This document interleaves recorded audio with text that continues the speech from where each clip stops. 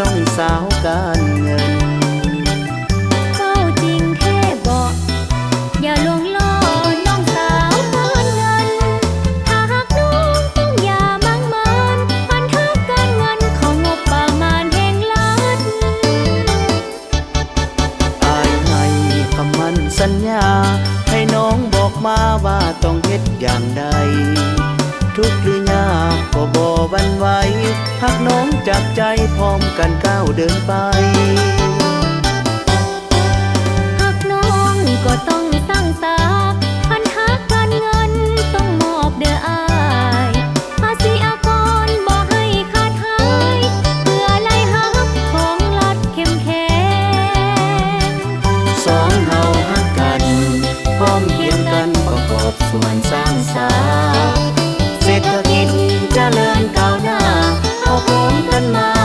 สุ่มทุกท่าแห่งอ้ายเองจะถอกพันธะส่วนน้องลาจะห้าวหันออกแห